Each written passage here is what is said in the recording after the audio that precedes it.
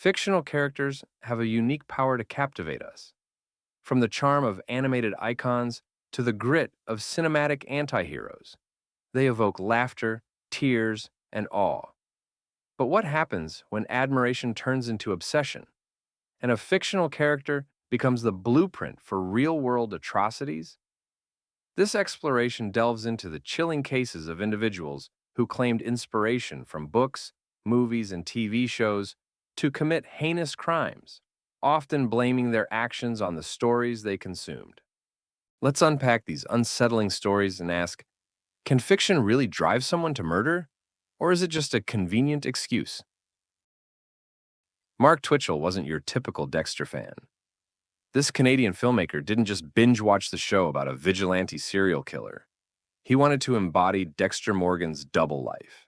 In 2008, at age 29, Twitchell transformed his Edmonton garage into a kill room straight out of the series, complete with plastic sheeting, a butcher's kit, and barrels for disposing of remains. His target, Johnny Altinger, a 38-year-old oil field worker, was lured to the garage via a fake online dating profile promising a romantic rendezvous. When Altinger vanished, his friends received bizarre emails, claiming he'd met a woman named Jen and jetted off to Costa Rica. Suspiciously, his passport remained at home. Police traced the trail to Twitchell, a seemingly average dad with a wife and young daughter, moonlighting as an indie filmmaker. His obsession was blatant. He used Michael C. Hall's photo as his social media avatar and discussed hypothetical murders online, once telling a contact, "Dexter's the ultimate guide to getting away with it."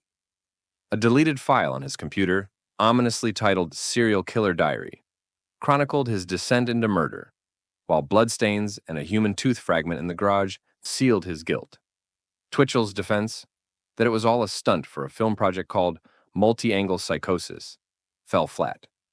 In 2011, he was convicted of first-degree murder and sentenced to life with no parole for 25 years. His case sparked debates about media influence, though experts argued his actions stemmed more from personal pathology than TV tropes. In the 1980s, Leonard Lake and Charles Ng turned a fictional tale into a horrifying reality.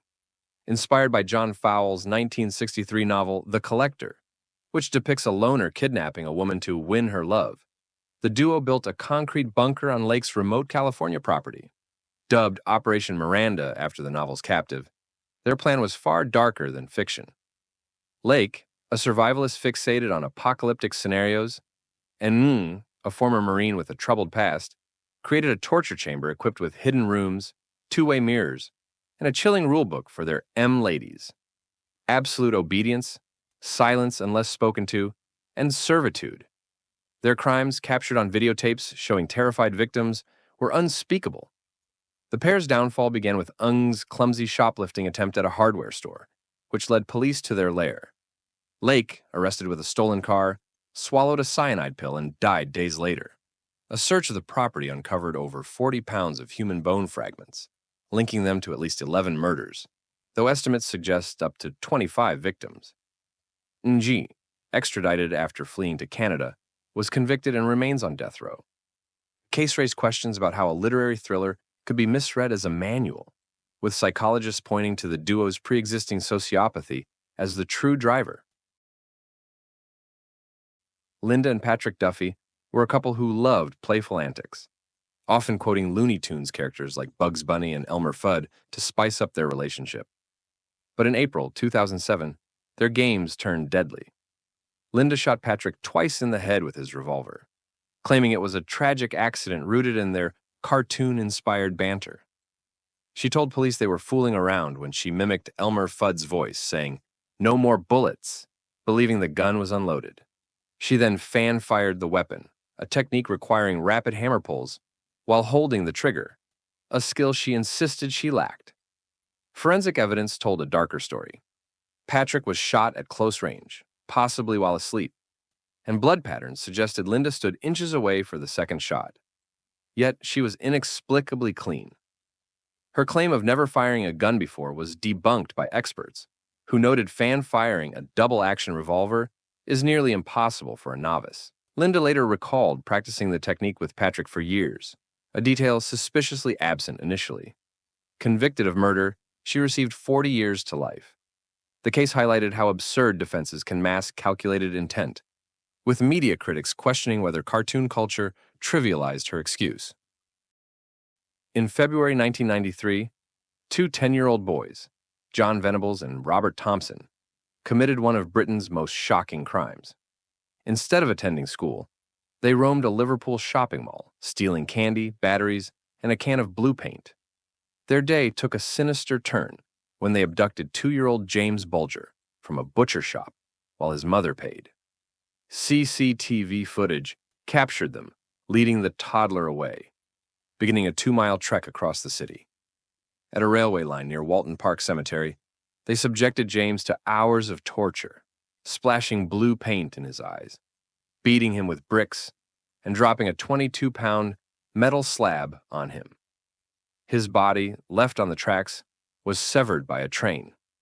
The boy's actions bore eerie similarities to a scene in Child's Play 3, where the killer doll Chucky is doused with blue paint.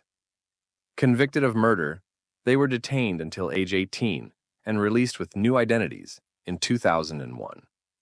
Venables later returned to prison for possessing child abuse images, reigniting public outrage. Psychologists debated the film's role, with many arguing the boys' troubled backgrounds, marked by neglect and exposure to violence, were the primary catalysts, not a single movie. In 2017, a man known as Gabriel Hikari Yad Elohim, a self-proclaimed embodiment of Bleach's Ichigo Kurosaki, unleashed chaos in Auckland, New Zealand. After a sex worker stole $200 from him, he vented his fury on a random neighbor, 69-year-old Michael Maholland, beating him to death in a stairwell with 90 blows. During his arrest, he spoke in Japanese, claiming to be an anime character and citing visions of ghosts. His real name, Jung Hoon, and Korean heritage were later revealed, dismantling his fabricated identity as Yuki Watanabe. His lawyers pushed an insanity defense, citing schizophrenia, but the court rejected it, convicting him of murder with a life sentence and a 13-year minimum. The case underscored the dangers of delusional identification with fictional heroes, with experts noting that drug use and untreated mental illness likely amplified his fixation on Bleach's themes of justice and power. Nathaniel White, a parolee in 1990s New York, attributed his murderous spree to RoboCop 2. Between 1991 and 1992, he killed 6 women, claiming a film scene where a victim is stabbed and posed guided his methods. His first victim, 29-year-old Juliana Frank, was stabbed over 40 times while 4 months pregnant, her body mutilated in a grotesque display.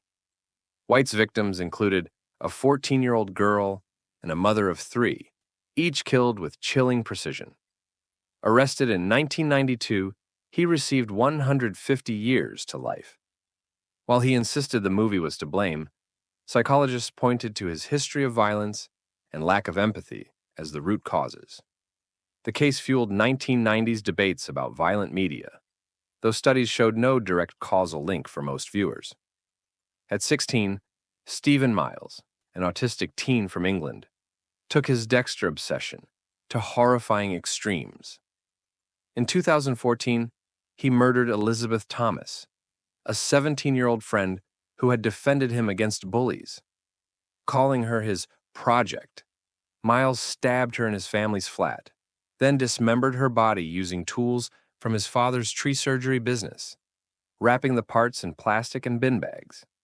He blamed an alter ego, Ed, for the crime, but psychiatric evaluations found no signs of psychosis, attributing his actions to anxiety, autism-related fixation, and narcissistic traits.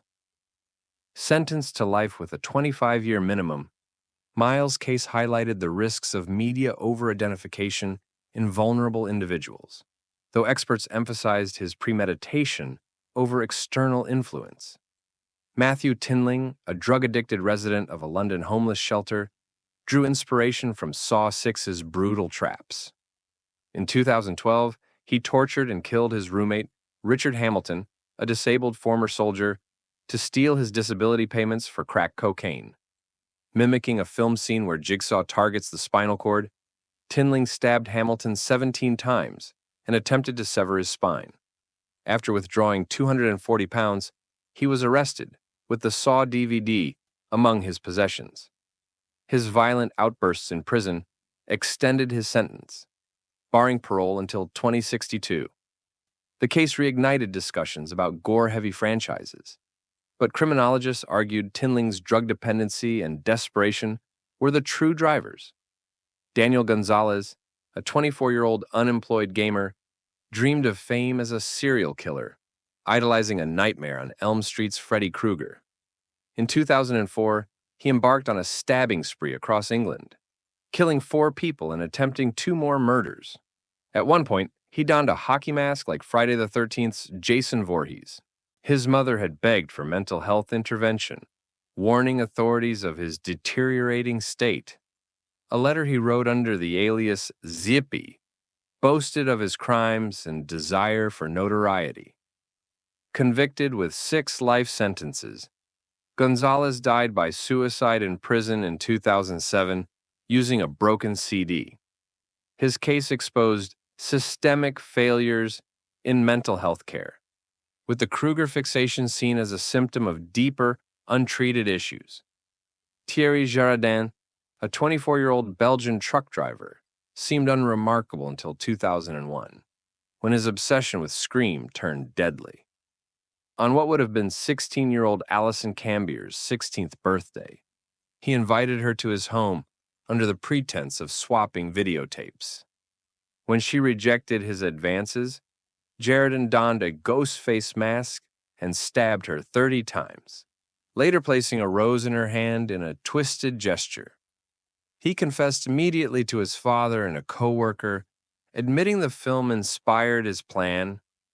Sentenced to life, Girardin's case prompted scrutiny of horror films' impact, though experts stressed his isolation and repressed anger as key factors. The Matrix's premise of a simulated reality became a legal defense for several killers. In 2000, Vadim Misagis, a Swiss exchange student in San Francisco, killed his landlady, believing she was a Matrix agent. Fueled by meth and mental illness, he avoided trial with an insanity plea. In 2002, Tundalyn Ansley shot her landlady in Ohio, claiming she was trapped in the Matrix. Her insanity defense succeeded. Joshua Cook, a 19-year-old Virginian, killed his adoptive parents in 2003, citing a Matrix-like delusion. But his guilty plea earned him 40 years. Warner Brothers denounced these connections, and psychologists noted that schizophrenia, not the film, drove these acts. In 1981, John Hinckley Jr., a 25-year-old drifter, became fixated on Taxi driver's Travis Bickle, a loner plotting a political assassination. Hinckley, aiming to impress actress Jodie Foster, adopted Bickle's style, army jacket, combat boots, peach brandy, and stalked Foster at Yale, sending her letters and poems. His obsession culminated in an attempt to assassinate President Reagan, wounding Reagan and 3 others.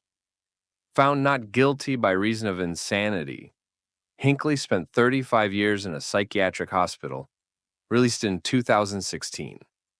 Now he shares music on YouTube, a surreal epilogue.